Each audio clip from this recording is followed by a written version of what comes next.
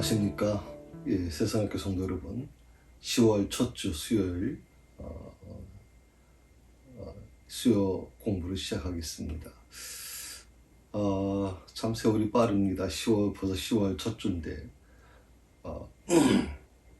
요한복음을 시작한 지도 꽤 지금 오랜 시간이 지난 것 같습니다. 요한복음을 여러분이 공부하시면서 좀 여러분의 신앙에 좀 도움이 되셨으면 하는 마음으로 좀 제가 준비를 했고요. 또 이 요한복음은 제가 누누이 말씀을 드리지만 다른 복음서하고는 다른, 요한복음은 마치 목회자의 어떤 설교를 듣는 것 듯한 그런 느낌을 갖게 되는 성경입니다. 그래서 요한복음은 다른 복음서하고는 많이 다르다고 제가 말씀을 드렸습니다. 그래서 요한복음을 읽으실 때는 물론 좀 이런 어떤 사실적인 현상, 그런 어떤 그런 것에 관심을 갖는 것도 물론 중요하지만, 요한이 그 사건을 통해서 우리에게 무엇을 전하려고 하는지 그것을 캐치하는 게 굉장히 중요합니다. 그래서 거기에 포커스를 맞춰서 지금 여러분에게 말씀을 드리고 있고 있습니다. 지난주까지 제가 이 도마라는 제자에 대해서 좀 말씀을 드렸습니다. 좀 24절부터 29절까지 좀 두 번째 말씀을 드리고 좀 세 번째 말씀을 드리는 건데, 그만큼 이 24절부터 29절까지의 이 내용이 굉장히 중요하기 때문에 지금 제가 집중적으로 여러분에게 말씀을 드리고 있는 것입니다. 우리가 사실 어떻게 보면 이 도마라는 제자에 대해서 좀 너무 잘못 알고 있는 부분이 너무 많이 있죠. 그 중에 하나가 도마라는 제자는 의심이 많은 제자였다. 어릴 때부터 우리는 그렇게 교육을 받았습니다. 도마는 의심이 많아서 예수님이 부활하셨다는 얘기를 동료 제자들로부터 들으면서도 믿지 않았다. 그렇게 이제 우리는 어릴 때부터 교육을 받다 보니까, 도마는 의심이 많은 제자야. 그리고 예수님이 하신 말씀처럼, 너는 보고 믿느냐, 보지 않고 믿는 자가 복되다라고 하는 이 말씀을 이제 늘 설교 때마다 목사님들을 통해서 많이 들었죠. 그러다 보니까 이 도마에 대한 우리의 그런 시각이 너무 왜곡되어 있다고 생각이 들었습니다. 그래서 도마에 대한 이 왜곡된 시각을 좀 바로잡는 그런 좀 기회를 가지려고 했고요. 그래서 이 도마에 대해서 앞으로 한두 번 더 집중적으로 좀 말씀을 드리려고 합니다. 그러다 보니까 이 도마에 대한 이 부분이 조금 겹치는 부분들이 좀 있을 수가 있습니다. 그래서 혹시 여러분들 중에서는 지난번에 말씀하신 것 같은데 왜 목사님 또다시 반복하고 계시나, 이렇게 얘기하는 분들, 말씀하시는 분들도 계실 것 같은데, 그런 부분들이 좀 겹칠 수 있다는 말씀을 미리 양해를 드리고요.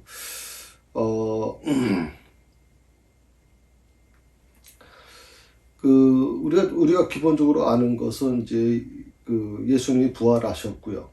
그 부활하신 예수님을 이제 막달라 마리아가 만났고, 또 막달라 마리아가 그것을 제자들에게 전함으로 인해서 베드로와 요한이 급하게 그 예수님의 그 빈 무덤으로 가게 됐죠. 근데 그렇게 돼서 예수님의 그 부활한 사건, 이 사건이 굉장히 중요한 사건이 대두될 수밖에 없었습니다. 그런데 이상하게도 이 제자들이 그 예수님의 그 부활을 분명히 목격했음에도 불구하고 마가다락방을 꽁꽁 문을 잠가놓고 나가질 않는 겁니다. 그것은 지난번 말씀을 드렸지만, 아마 예수님을 죽인 이 산헤드린 공회가 교회 이 제자들까지 지금 그 흔적을 없애려고 하는 그런 시도를 할 수 있을 거라고 생각을 했고, 또 그런 첩보를 많이 들었겠죠. 정보를 듣다 보니까 이제 제자들은 이제 곧 재난이, 예수님을 죽인 저들이 우리들도 이제 죽음으로 몰아갈 것이다 라고 생각하고 지금 두려워 떨며 이제 마가다락방 안에서 숨어 있었던 것입니다. 그곳에 바로 예수님이 찾아오신 거죠. 자, 어떻게 보면 놀랄 수밖에 없죠. 예수님이 부활하셨을 거라는 것을 어렴풋이 알고 있었지만 그 부활하신 주님, 그야말로 두 손에 그 못자국 난 모습이 선명하고, 그리고 뭐 예수님의 그 얼굴에 가시면류관에 찍힌 가시에 찍힌 그 상처들, 또 채찍에 맞은 상처들이 그대로 아마 있지 않았겠습니까? 물론 이제 그 피를 닦았기 때문에 그렇지만 그 상처의 흔적은, 상흔의 흔적은 그대로 있었겠죠. 그러다 보니까 예수님의 제자들은 그 모습을 보면서 놀라는 거죠. 어떻게 보면 그 갈릴리 바다에서, 갈릴리 호수에 예수님이 걸어오셨을 때도 그들이 귀신인가 하고 놀랬다 이렇게 얘기했는데, 아마 그 광경은 우리가 상상 못할 정도로 공포심에 사로잡혔을 겁니다. 그리고 나서 그들은 시간이 가면서 예수님께서 평강이 있을지어다 라고 말씀을 2번씩이나 말씀하시고, 이러다 보니까 그들의 마음에 안심이 됐고, 아, 부활하신 예수님이구나, 그렇게 받아들이면서 정말 편안해졌습니다. 자, 거기까지는 우리가 다 알 수 있는 거죠. 그런데 문제는 이 도마라는 제자가 그 시간에 10명의 제자들은 그대로 있었는데 도마라는 제자가 없었단 말이에요. 자, 서슬퍼레에게 예수님의 제자들을 막 잡으려고 찾아다니는 관계된 자들, 유대인들, 또 군병들이 있었을 텐데, 아니, 이 도마는 뭐 때문에 그 밖에 나가서 이 자리에 없었을까요? 10명의 제자들이 그대로 그 방에 있었다고 하면 당연히 도마도 있었어야 되는데 도마는 그 자리에 없었단 말이죠. 그래서 부활하신 예수님과 만남을 갖지 못하게 되죠.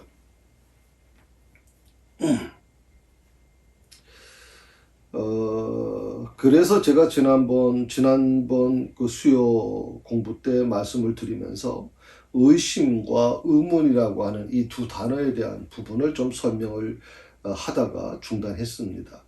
의심이 뭐고 의문이 뭐냐라고 하는 부분에 대해서 사실 우리 이 성도님들이 잘못 이해하는 부분들이 많이 있어요. 잘 이해하지 못하는 부분들이 많이 있어요. 그것은 어떻게 보면 우리 목회자들에게 잘못이 있다고 저는 생각을 합니다. 왜냐하면 의심과 의문은 분명히 구분되어 있고, 의심에 대한 부분과 의문에 대한 부분을 분명히 구분하여 가르쳐 줬어야 되는데, 우리는 이 의심과 의문을 일치시켜버린 겁니다. 그래서 뭔가 좀 의문나는 점이 있어서 물어보려고 그러면 왜 의심하느냐라고 하는 쪽으로 몰아가게 된 거죠. 예, 그래서 의심이라는 것은 꼭 믿음의 정반대적인 거죠. 예, 의심은 믿음에 대한 부분의 도전이라고 생각을 하기 때문에 그건 사탄이 주는 것이고 마귀가 주는 것이다라고 생각하기 때문에 절대 믿음을 갖고 있는 사람은 의심해서는 안 된다라고 하는 이 논리 구조를 갖게 된 거예요. 그러다 보니까 이 의심이라고 하는 것과 의문이라는 것을 분리시켜야 되는데 분리시키지 아니하고 이것을 하나로 묶어서 그렇게 가르치다 보니까 또 그렇게 우리가 성도들은 배우다 보니까 의문이 생겨요. 왜 11조를 드려야 되는 거예요? 왜 꼭 주의 성수를 해야 되나요? 또 성경 읽다가 왜 이런 문제가 일어날까? 왜 하나님은 사랑의 하나님이라 그러는데 왜 하나님이 이따 무슨 보면 어느 가나안 땅에서 이스라엘 백성들에게 짐승, 살아있는 짐승까지 전부 다 전멸시켜라. 한 부족을, 한 나라를 완전히 전멸시키라라고 말씀하시잖아요. 이 성의 안에 있는 모든 생명은 다 죽여라. 아니, 사랑의 하나님이 어떻게 그럴 수가 있나요? 그게 어떻게 사랑의 하나님이신가요? 또 그런 의문도 있을 수 있고요. 또 예수님의 부활에 대한 부분도 있을 수 있겠죠. 도마가 생각했던 대로 어떻게 사람이 어떻게 부활할 수 있는가? 죽었다가 살아날 수 있는가? 또 죽으신 예수님께서는 부활하시기 전에 그 3일 동안 어디 계셨나? 이런 거에 대한 의문이 수없이 많이 일어나는데 그 의문을 질문할 틈을 주질 않는 거죠. 그 통로가 없었던 거예요. 그러다 보니까 그런 의문에 대한 여러 가지 고민을 갖고 있고, 이걸 이렇게 하면 이러다가 내가 의심하는, 신앙을 의심하는, 하나님을 의심한다는 그런 오해를 받을까봐 말을 못하고, 그렇죠. 그러니까 신앙생활이 성장할 수가 없는 거예요. 신앙이 성장이 안 되는 거예요. 10년을 믿어도 20년을 믿어도 30년을 믿어도 신앙이 성장되질 않아요. 난 이게 너무 가슴이 아파요. 너무 마음이 아프다. 제가 어저께 설교 때 나는 예정을 믿는 목사입니다.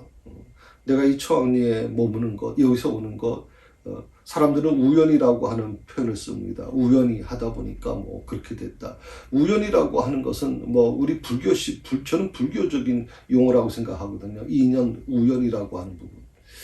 근데 우리 기독교에서는 우연이라는 게 존재하지 않죠. 왜? 하나님은 전능하신 하나님이시죠. 무소부재하신 하나님이시죠. 하나님 허락 없이는 참새 한 마리도 떨어진 적이 없어. 머리털 하나까지 다 세시는 하나님이세요. 그런 하나님께서 우리의 삶에 대한 부분을 어느 순간에 어느 부분에 대해서는 하나님께서 알지 못하고 있다? 저는 그렇게 생각하지 않습니다. 그러다 보니까 우연이라고 하는 것은 존재할 수가 없는 거죠.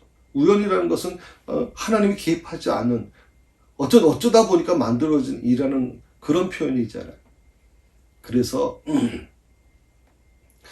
그런 어떤 의미를 갖고 목회를 하시는 분도 있고, 어쩌다 보니까 교회를 뭐 저 강남 땅에다가 쌀 때 샀는데 그것이 뭐 10년, 20년 지나 보니까 갑자기 막 거기가 개발되면서 금싸라기 땅이 돼가지고 뭐 이건 하나님의 축복입니다. 우연히 그렇게 했는데 이거 여러분 굉장히 심각한 신앙의 오해입니다. 저는 이 부분을 우리가 씻어내지 못하면 신앙의 깊은 단계로 들어갈 수가 없어요, 여러분. 여러분이 어떤 상황에 처했던 간에, 어떤 환경에 있던 간에 그것이 우연히 이루어졌다라고 하는 것을 여러분이 갖게 되면 결국에는 하나님의 개입하실 소지가 없어지는 거예요. 그러다 보면 어떻게 합니까? 그럴 수밖에 없어요. 뭐 예수 믿는 사람도 그럴 수밖에 없지 뭐. 신앙은 신앙이고 현실은 현실 아니야 라고 하는 이 논리를 갖게 된다는 거예요.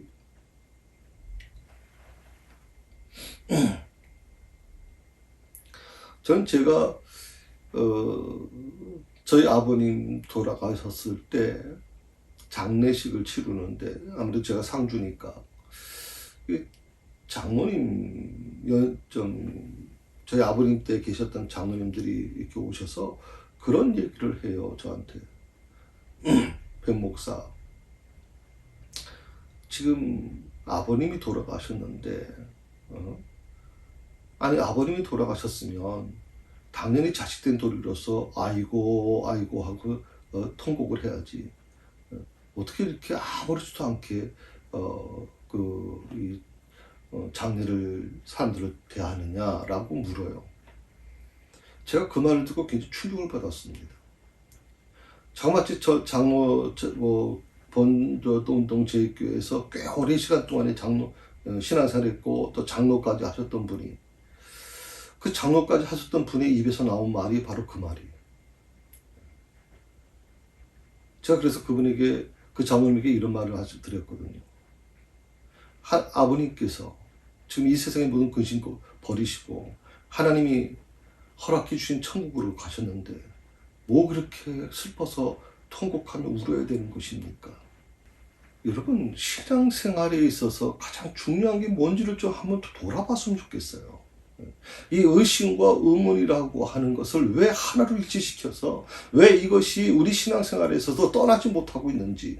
의심과 의문은 분명히 분리되어야 되는 것이거든요. 의문이라고 하는 것 제가 이따 중간에 다시 한번 설명을 드립니다. 의문이라는 것은 잘못된 거 아니에요, 여러분. 당연히 그건 교회에서 해야 돼요. 성도들이 당연히 그건 물어야 돼요. 물론 저 같은 경우는 이제 목사인 제가 이 교회에 이제 혼자 있고 그러다 보니까 혹시 여러분들 중에서 뭐 이렇게 질문을 너무 많이 해오면 제가 일일이 그걸 다 하기는 힘들죠. 왜냐하면 교회 행정을 해야 되고 또 뭐 수요 녹화를 해야 되고 이런 여러 가지 분주한 부분들이 많이 있다 보니까 그럴 수 있겠지만, 그럼에도 불구하고 저한테 문의를 해주시면 제 나름대로는 최선을 다해서 준비해서 여러분에게 답변을 해드리려고 노력을 하고 있습니다. 좀 여러분들이 그걸 좀 기억해 주시면 좋겠어요. 그래서 우리가 이 도마라고 하는 사람에 대해서 우리가 공부를 해나가는데, 우리가 지금까지 알아왔던 도마, 의심이 많고 믿지 못하고, 그러니까 의심이 많다는 게 뭐예요? 결국은 믿음이 없다고 생각하는 거예요. 지하 중에 참 믿음이 없는 사람. 그래서 그는 뭐 정말 그 하나님께서 아주 도마를 좀 눈에 가시처럼 생각하셔서 저 끝에 인도 쪽으로 그냥 내쫓으셨다 이렇게 생각하는 분들도 계시는 것 같은데 아닙니다. 그래서 오늘 저는 이 도마에 대한 잘못된 편견을 좀 바로잡는 그런 시간이 오늘 이번 주하고 제가 생각하는 다음 주까지 좀 계속 지금 말씀을 드릴 것 같습니다. 도마가 사실은 잘못한 것은 뭘까요? 우리가 생각한 것처럼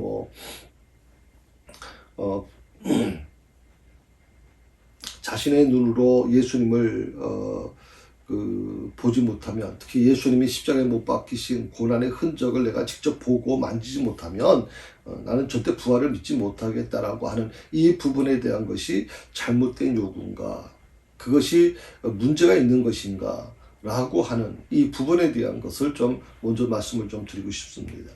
자, 예수님께서 당하신 십자가의 고난의 흔적을 내가 보고서야 예수님의 부활을 믿겠다라고 말했던 이 도마의 그 고백 속에서 이 고백이 의심이냐 아니면 의문이냐라고 하는 부분에 대한 것을 먼저 생각해 봐야 될 것 같습니다. 우리는 지금까지 사실은 이 부분을 의심으로 그렇게 결론 내고 그렇게 또 받아들이고 또 그렇게 가르침을 받았죠.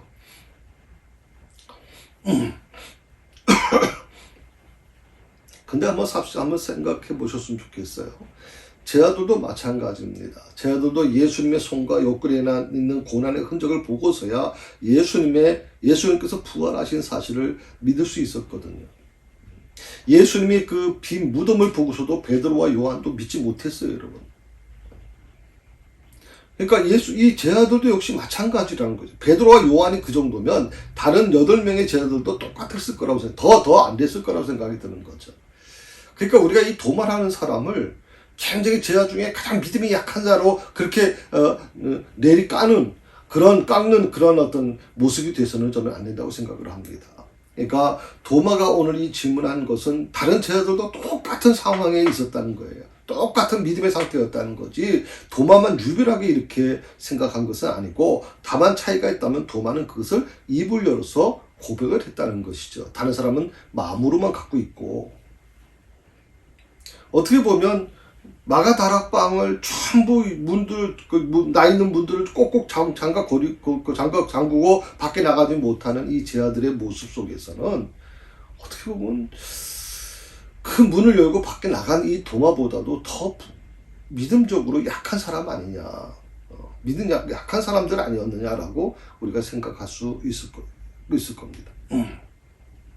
다만 도마가 하나 잘못한 것이 있다면 그거죠. 부활하신 주님께서 마가다락방에 있는 제자들을 만나러 오셨을 때 그 자리에 함께 있지 않았던 것, 그거 하나는 도마가 좀 잘못한 부분이죠. 그 이유에 대해서는 제가 방금 전에 말씀을 드렸으니까 그걸 여러분이 염두에 두시면 될 것 같습니다. 왜 도마는 다른 제자들과 있지 않냐고 밖을 나갔을까? 그리고 다른 제자들은 왜 모든 문들을 다 꼭꼭 잠가 걸고 그 밖으로 나가지 못하고 그 안에 숨어 있었을까? 자, 이 정도 말씀을 제가 드리면 밖으로 나간 도마와 그리고 밖으로 나가지 못하고 모든 문들을 잠가 걸고 그 안에 숨어 있던 이 제자들 믿음 상태를 좀 여러분 아시겠습니까? 누가 더 믿음이 있다고 생각하십니까? 누가 더 담대한 믿음의 사람입니까? 밖으로 나간 사람입니까? 아니면 그 안에 숨어 있는 사람입니까? 그래서 저는 여러분에게 도마라는 사람을 너무 쉽게 판단하지 말라는 겁니다. 이거는 또 여러분에게 조금 더 부탁을 드리고 싶은 것은 바로 이 부분이죠. 우리가 어떤 신앙생활을 하고 어떤 사람을 만날 때, 또 목회자를 만나기도 하지만 만날 때 여러분의 시각으로 먼저 판단을 하지 말라는 거예요. 제발 제가 부탁드리고 싶은 건 바로 그거예요. 여러분 쉽게 사람을 판단하지 마세요. 그리고 그 판단한다는 게 뭐예요? 그 판단한다는 것은 곧 내가 갖고 있는 경험, 내가 갖고 있는 지식, 내가 갖고 있는 모든 것들을 동원해서 결국 그 사람을 평가하는 거거든요. 물론 선생님들 같은 경우에는 그 분야에서 전공을 하고 공부를 많이 했고 또 경험도 많으신 분이니까 얼마든지 그 제자들에 대해서 평가할 수 있을 겁니다. 그러나 우리가 기억해야 될 것은 사람과 사람과의 만남 속에서는 함부로 사람을 판단하면 안 된다는 거예요. 이 판단한다는 것은 내가 저 사람을 지배한다는 뜻이에요. 그래서 예수님께서도 그 판단은 누구에게? 예수님께 맡기라고 그랬잖아요. 예수님께. 그 판단은 오직 하나님만이 하실 수 있는 거예요. 사람을 판단하는 권리는 하나님만이 할 수 있는 거예요. 그 하나님만이 할 수 있는 그 판단을 우리가 스스로 판단하고 정죄하는 이 모습은 내가 하나님 되겠다는 겁니다. 쉽게 말씀드리면. 내가 하나님의 자리에 있겠다는 겁니다. 저는 그게 두렵습니다.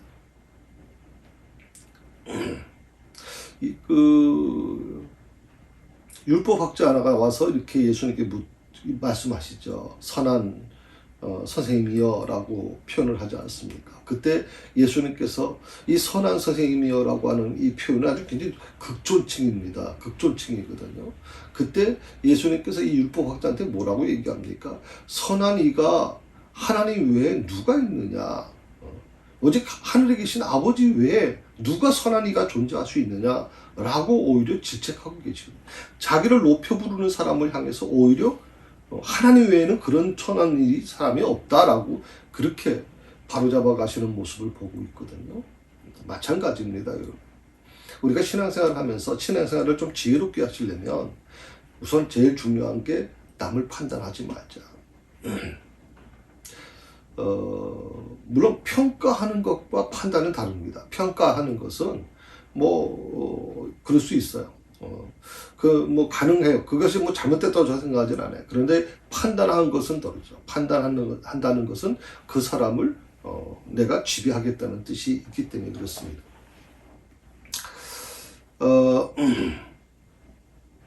이 부분에 대해서는 제가 중간에 다시 한번 거론할 때가 있기 때문에 그때 다시 말씀을 드리도록 하고 이 정도로 넘어가겠습니다. 자, 지난주에 이제 있는 말씀을 지금 제가 큰 틀로 이제 여러분에게 복습으로 좀 말씀을 드렸는데 여기서 우리는 세 가지 의문을 갖게 되죠. 그것은 뭐냐면 제 아들이 마가의 다락방에 꽁꽁 숨어 있었을 때 도마는 대체 어디 있었을까 하는 첫 번째 의문을 갖게 되는 것과 조금 전에 말씀드린 것처럼 두 번째는 비겁하게 도망친 걸까? 도마가 도망친 것일까? 세 번째, 부활하신 예수님께서 제 아들을 만나러 온 그 중요한 시간, 중요한 자리에 왜 도마는 없었을까 하는 겁니다. 왜 없었을까? 도대체 어디 있었을까? 그런 도망친 걸까? 아니면 그 중요한 시간, 중요한 자리에 왜 도마는 없었을까? 요 세 가지 물음을 우리가 좀 던져봐야 됩니다. 그 이 세 가지 물음 속에 도마라는 사람을 바로 우리가 알 수 있는 길이 있게 되는 거죠. 자, 이 질문에 답을 하기 위해서는 먼저 도마의 직업과 성격을 좀 알아야 될 것 같습니다. 이 직업이라는 게 굉장히 중요합니다, 여러분. 직업이라는 게 이 말씀을 듣고 있는 여러분들 중에서도 직업이 각각 다르겠죠, 사람마다. 과일을 파는 분하고 생선을 파는 분하고는 조금 성격이 다를 수 있습니다. 물론 장사한다는 건 같은 개념이지만 조금 다를 수 있죠. 왜? 식물을 파는 것도 물론 그렇지만 생선을 파는 분들은 이제 생물이다 보니까 조금 더 적극적인 부분이 존재할 수밖에 없고요. 늘 그런 부분에 대해서 또 굉장히 좀 힘들 수밖에 없는 부분들이 존재할 것입니다. 또 공무원들과 당연히 자영업자들하고는 다를 수밖에 없죠. 공무원들은 원리 원칙대로 살아가는 분들이고, 그래서 공무원들이 많이 모인 교회는 다릅니다.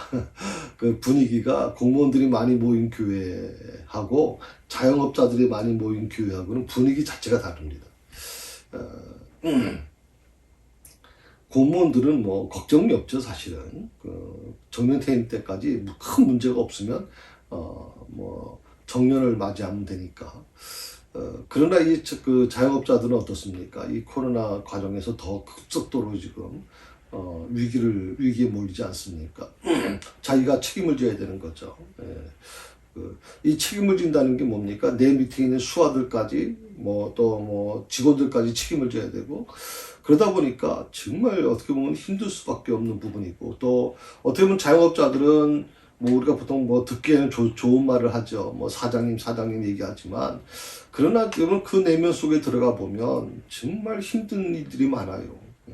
그 모든 결정을 혼자 내려야 되고, 그 결정을 함으로 인해서 정말 큰 문제가 일어날 수도 있기 때문에 굉장히 힘들 수밖에 없다. 그렇게 생각할 수밖에 없어요. 그래서 직업을 알면 그 사람을 좀 이해할 수 있어요. 그래서 그 사람을 이해하려면 직업을 먼저 이해하세요. 특히 여러분 교회 생활 하시려면, 교회 생활, 신앙생활 잘 하시려면 그 사람의 직업을 좀 이해해 줄 필요가 있어요. 두 번째가 뭐냐면 그분의 성격이에요. 성격은 어떤 사람들은 기질이라고 얘기하는데 이 성격은 쉽게 바뀌질 않습니다. 예수 믿어도 오랜 시간이 지나야 이 성격이 좀 바뀌어갑니다. 근데 많은 사람들이 이 성격은 안 바뀐다는 얘기하는 분도 있는데 저는 그렇게는 생각하지 않습니다. 성격은 바뀔 수 있습니다. 다만 오랜 시간이 걸리죠. 그러다 보니까 신앙생활 하면서 과거의 성격이 그냥 도출될 때가 많아요. 다혈질적인 기질을 갖고 있는 베드로와 같은 그 성격을 갖고 있는 분들은 참지 못하죠. 아주 순간적으로 막 격한 모습을 보여주기도 하고 그런 모습이죠. 그러나 어떻게 보면 이걸 뭐라고 표현합니까? 뒤끝이 없다 이렇게 얘기합니다. 뒤끝이 없다. 저희 아버님도 이북분인데 이북분들이 대부분 이제 이 감정 컨트롤 잘 못하세요. 감정 컨트롤 못하다 보니까 그렇게 화를 내시지 않아도 될 만한 부분인데 근데 막 화를 낸단 말이에요. 그러고 나선 굉장히 오래 가실 것 같았었는데 그 시간만 지나고 나면 하하하 웃으면서 또 이렇게 또 원래 모습으로 또 계시거든요. 그래서 뒤끝이 없다 이렇게 얘기를 하는데 아무튼 이 성격이라고 하는 거 중요합니다. 저 다시 말씀드립니다. 직업과 성격을 알아야 그 사람이 어떤 사람인지를 알기 때문에 적어도 그분하고 어떤 친분 관계를 맺어가시려면 또 교회 생활을 같이 하시려면 좀 지혜롭게 이 직업과 성격이 뭔지를 먼저 파악하시면 좋을 것 같습니다. 자, 그러면 도마의 직업과 성격을 좀 먼저 알아볼까요? 이 제자들의 직업에 대한 부분을 제가 이제 한번 분석표를 드린 적이 있는데 혹시 기억나시는지 모르겠어요. 도마의 직업이 뭔지 아세요? 뭘까요? 도마의 직업. 여러분 베드로의 직업이 뭔지 아십니까? 베드로의 직업은 다 아시죠? 어부라는 걸 아시죠? 근데 이 도마의 직업은요, 놀랍게도 어부가 아니라 목수입니다. 제가 이렇게 말씀을 드리면 이 목수? 목수는 예수님도 목수셨는데 그렇습니다. 예수님과 같은 직업을 갖고 있던 목수입니다. 그래서 도마는 다른 제자들과 많이 달랐죠. 어부 생활을 하던 이 제자들, 베드로, 야고보, 요한, 안드레 같은 이런 제자들과 다를 수밖에 없어요. 여러분 어부들은 뭐예요? 어부들은 순간적인 부분을 결단해야 되거든요. 그러니까 도마가 다른 제자들과 많이 다를 수밖에 없었던 것은 도마가 꼼꼼한 성격의 소유자였는데 그것은 그의 도마의 어떤 그런 성격이 그런 태도가 어디서부터 왔냐면 목수라고 하는 직업에서부터 비롯됐다고 봐야 돼요. 목수라는 직업. 우리가 어부라고 하는 것은요, 정확한 거, 꼼꼼함 이런 거하고 좀 거리가 멉니다. 자루 잰 듯이 그렇게 하는 게 아니잖아요. 그물을 던져도 직감으로 하지 않습니까? 그물을 던져도 물고기가 많이 잡힐 수도 있고 적게 잡힐 수도 있고 안 잡힐 수도 있잖아요. 그런 걸 다 계산해 놓고서 하는 경우는 아니죠. 던져서 물고기가 안 잡히면 그래 안 잡히는가 보다 이렇게 생각을 하죠. 그러다 보니까 또 그 배를 띄울 때는 굉장히 날씨가 맑았는데 갑자기 구름이 끼더니 검은 구름이 끼더니 갑자기 폭풍과 몰려옵니다. 그럼 어떻게 합니까? 순간적인 순발력이 필요합니다. 대처할 순발력이 필요하죠. 손 놓고 있어서는 안 되잖아요. 바로 이런 직업이 바로 이 어부라는 직업이거든요. 언제 바다로 나가야 될지, 어디에 그물을 내려야 될지, 언제 힘을 다해서 그 그물을 당겨야 될지 순간적으로 즉각적으로 알아야만 어부 생활을 할 수 있는 것이죠. 그래서 제가 조금 더 전에도 말씀드렸지만 이 어부 직업을 갖고 있던 제자 중에 대표적인 제자가 베드로입니다. 우리가 안드레라고 하는 제자를 보면서 좀 이렇게 아주 차분하고 성경에 보면 안드레는 굉장히 차분한 성격으로 나오죠. 또 요한은 어떻습니까? 사랑의 사도로 나오고요. 야고보는 또 어떻습니까? 그런데 여러분 이 베드로, 안드레, 야고보, 요한은 사실 성격이 비슷했습니다. 다 같이 다혈질적인 기질을 갖고 있죠. 어부로서 살아오면서 거기에 잔뼈가 구운 사람들이거든요. 직업적인 성격이 존재할 수밖에 없는 거예요. 그래서 우리가 아는 것처럼 다혈질이죠. 그리고 즉흥적이고 순발력이 있는 제자들. 그것이 바로 어부들이 갖고 있던 특징이다. 그런데 목수는 어떻습니까? 목수는 어부와는 전혀 다르죠. 목수는 즉흥적으로 일하지 않습니다. 더 순발력으로 일하지 않습니다. 더욱이 직감으로 일하지 않습니다. 감으로 일하지 않습니다. 목수는요, 철저한 데이터 가지고 일합니다. 정확해야 됩니다. 목수는 무엇을 만들 때 항상 정확한 치수를 계산합니다. 조금이라도 오차가 생기면 물건이 틀어집니다. 그래서 그렇게 자로 잰 듯이 똑같이 그런 어떤 틀을 만들다 보니까 어떻게 성격도 그렇게 만들어질 수밖에 없는 거죠.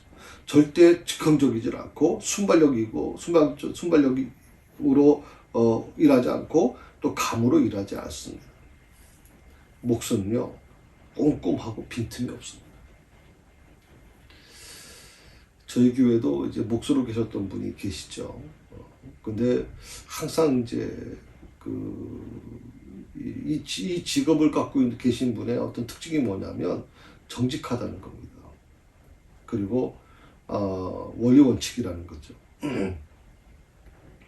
그러나 이 원리 원칙이다 보니까 그 제3의 길에 대한 부분을 잘 몰라요. 제3의 길. 1 더하기 1은 2라고 하는 공식 외에는 1 더하기 1이 3이 될 수 있고 4가 될 수 있고 5가 될 수 있다는 걸 잘 모르죠. 근데 신앙생활은 뭡니까? 1 더하기 1이 2라고 하는 공식만 존재하는 게 아니거든요. 신앙생활에 있어서는 분명한 것이 그런 하나님 안에서 우리는 모든 것을 할 수 있다라고 하신 이 말씀처럼 모든 것이 열어넣어줘야 되는, 열려 있어야 되는 부분이 있기 때문에 그렇습니다. 자, 이런 직업의식을 가진 이 도마의 장점 뭘까요? 자, 정확한 치수를 계산하고 오차가 생기면 안 되고 꼼꼼하고 빈틈이 없는 이 직업, 목수라는 직업을 갖고 있던 이 도마. 그 도마는 어떤 장점을 갖고 있었을까요? 솔직하다는 겁니다. 말을 돌려서 얘기하지 않죠. 솔직합니다. 어떻게 보면 이렇게 솔직한 성격 때문에 손해도 많이 봤을 거라고 생각이 듭니다. 그리고 거짓말 할 줄 모르죠. 거짓말 할 수가 없죠. 목수라는 직업은요, 절대 거짓말 할 수 없습니다. 내가 대충 진작으로 만든다? 천만의 말이야. 그런 목수는 존재할 수가 없어요.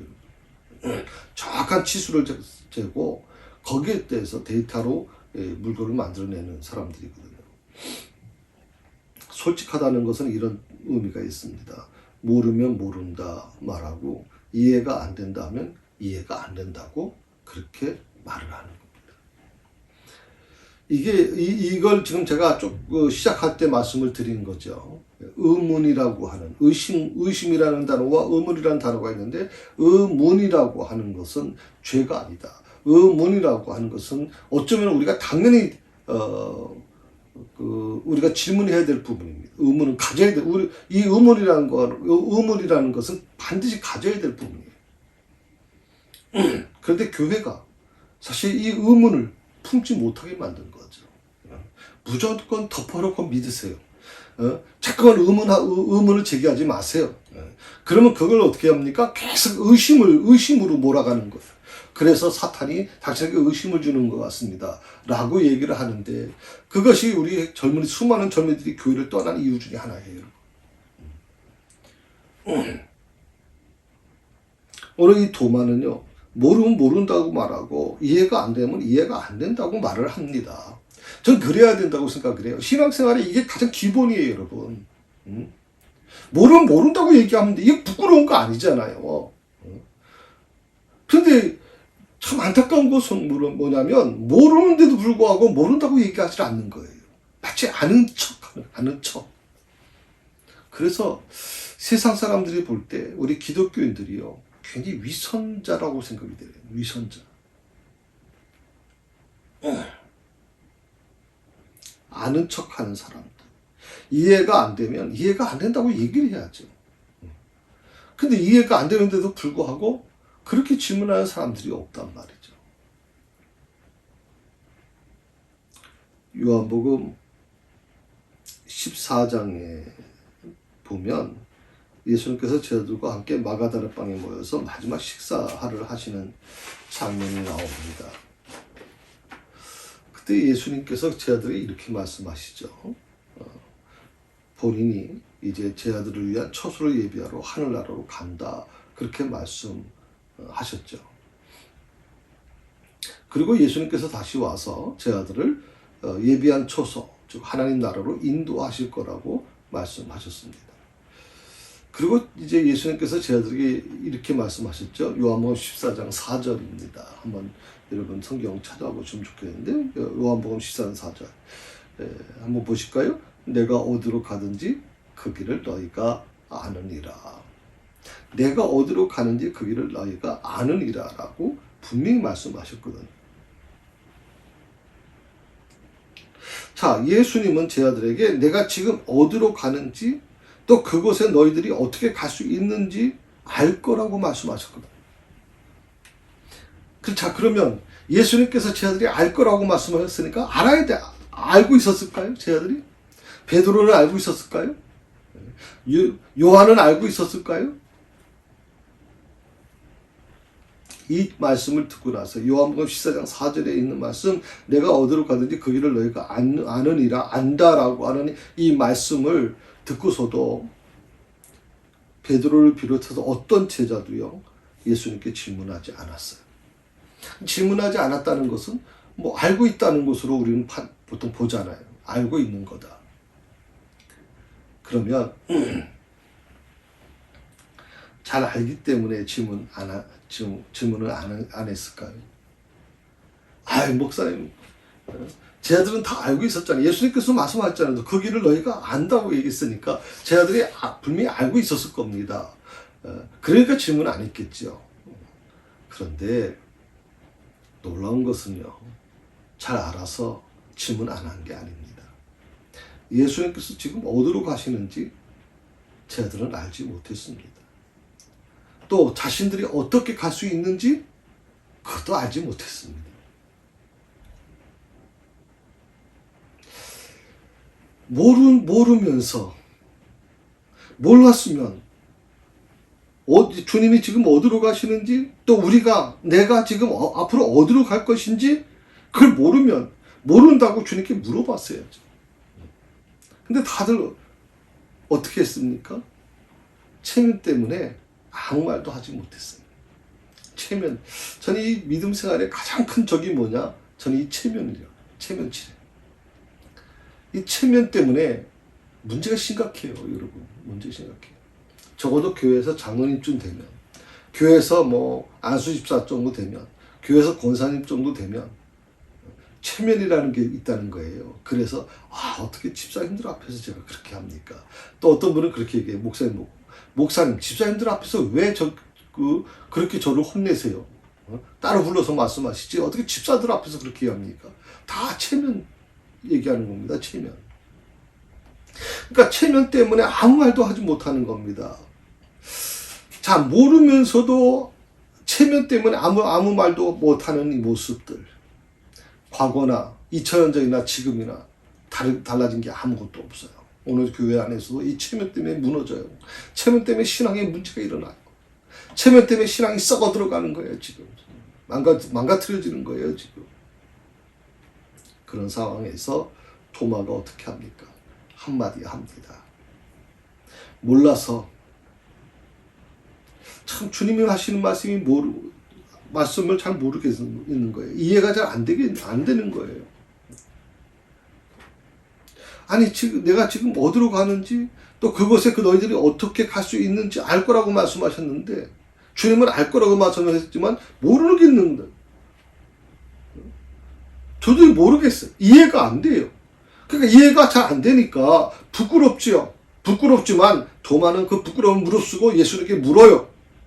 그 질문이 요한복음 14장 5절의 말씀에 나오는 거예요. 한번 같이 읽어볼까요? 14장 5절입니다. 요한복음 14장 5절. 도마가 이르되 주여 주께서 어디로 가시는지 우리가 알지 못하거늘 그 길을 어찌 알겠사옵나이까. 주께서 그 어디로 가시는지 우리가 알지 못하거늘. 여기서 중요한 게 뭐냐면 도마는요 분명 주님께 1대1로 질문했잖아요. 본인이 잘 모르겠단 말이에요. 주님은 알 거라고 말씀하시는데 내가 어디로 가는지 너희들이 어떻게 갈 수 있는지를 알 거라고 말씀하시는데 도마는 도저히 모르겠는 거예요. 이해를 못하겠는 거예요. 그러면 이렇게 말을 해야 정상이죠. 도마가 이르되 주여 주께서 어디로 가시는지 내가 알지 못하거늘 그 길을 어찌 알겠습니까? 내가 알지 못합니다. 그 길을 어떻게 알겠습니까? 라고 물어야 되는데 우리가라는 표현을 썼어요. 우리가 알지 못하거늘. 아마 도마도 아마 그걸 느꼈을 겁니다. 자기만 아니라 이 제자들 모두가 다 몰랐다고 생각하는 거죠. 모를 수밖에 없다고 생각한 거예요. 분위기가 이미 그렇게 흘러가고 있는 거예요. 모르는 것을 모른다고 말하는 것, 이해되지 않는 것, 이해 안 되는 것을 이해 안 된다고 말하는 것이 나쁜 것인가? 우리가 인간 사회 속에서 사실 그런 것들이 어떻게 보면 부끄러움이 되고 또 나쁜 것이 되는 경우도 물론 있습니다. 사람들은 그렇게 이 세상의 어떤 기준 속에는 그렇게 분위기를 만들어 가기도 합니다. 그래서 섣불리 모르면서도 모른다라고 표현을 못하죠. 괜히 말 한마디 잘못하면 잘못 손해볼까봐 그냥 침묵하고 있든지 그냥 아는 척하고 넘어가는 경우가 많이 있습니다. 자, 모르는 것을 모른다고 말하는 것이 나쁜 게 아니죠. 이해되지 않는 것이 이해 안 되는 것을 이해 안 된다고 말하는 것이 나쁜 건 아닙니다. 오히려 모르면서 아는 척 하는 것보다 더 낫지요. 이 정확한 성격, 오랫동안 몫으로 살아오면서 늘 정확한 것을 요구했던 그 삶의 자세 속에서 그는 정확한 성격을 갖고 있었고 꼼꼼한 성격의 소유자였거든요. 바로 이 그런 도마의 이 솔직한 질문에 예수님께서 참 놀라운 대답을 하시는데 이 대답은요, 예수님의 이 대답은 물론 도마가 질문한 것에 대한 대답입니다. 주께서 어디로 가시는지 우리가 알지 못하는 그 길을 어찌 알겠사옵나이까 하는 이 도마의 질문, 어떻게 보면 우리는 이 질문 속에서 도마에게 굉장히 하여튼 멸시하고 도마를 무시하고 도마가 믿음이 있다, 믿음이 없다, 의심이 많은 제자다, 이렇게 막 몰아가는데 이 질문이 있었기 때문에 놀라운 보석과 같은 말씀이 예수님으로부터 나와요. 그 말씀이 뭡니까? 우리 6절 요한복음 14장 6절에 있는 말씀, 성경 찾으셨죠? 같이 한번 읽어봅시다. 예수께서 이르시되 내가 곧 길이요 진리요 생명이니 나로 말미암지 않고는 아버지께로 올 자가 없느니라. 아멘. 내가 곧 길이요 진리요 생명이다. 이 위대한 말씀이지. 정말 위대한 말씀이에요. 만약에 이 도마의 질문이 없었다면 주께서 어디로 가시는지 우리가 알지 못하고는 그 길을 어찌하겠습니까? 라고 하는 이 부끄러운 무릅쓰고 다른 제자들이 자기를 곁눈질 보면서 뭐 저런 믿음을 갖고 있어 라고 그렇게 곁눈질 보는 것을 뻔히 알면서도 도마가 이 질문을 그런 눈총이 무서워서 질문을 안 했다면, 부끄러워서 질문을 안 했다면 어떤 경우가 났을까요? 오늘 이 보석과 같은 예수님의 말씀을 우리는 들을 수 없었을 겁니다. 내가 곧 길이요 진리요 생명이니 나로 말미암지 않고는 아버지께로 올 자가 없느니라. 이 세상의 가장 근본적인 대답이죠. 예수님을 믿는 이유가 뭐냐? 바로 그분이 나의 길이고 진리고 생명이기 때문에 그 예수님을 통하지 않고서는 아버지께로 갈 자가 없다라고. 이게 기독교의 가장 기본적인 것이죠. 우리가 예수님을 통해서만이 구원을 받는다라고 얘기하는 이유가 바로 그 부분이에요. 우리 기독교가 다른 종교와 다른 이유가 바로 그런 거예요. 왜? 예수님께서 길이고 진리고 생명이시기 때문에. 오늘 바로 이 놀라운 보석과 같은 말씀은 이 도마의 질문 때문에 나온 것입니다. 그러니 도마의 질문이 얼마나 귀한 질문이에요. 누가 도마를 의심 많은 제자라고 얘기하고, 누가 도마를 그렇게 믿음 없다고 그렇게 평가하고 그렇게 정죄할까요? 아닙니다, 여러분.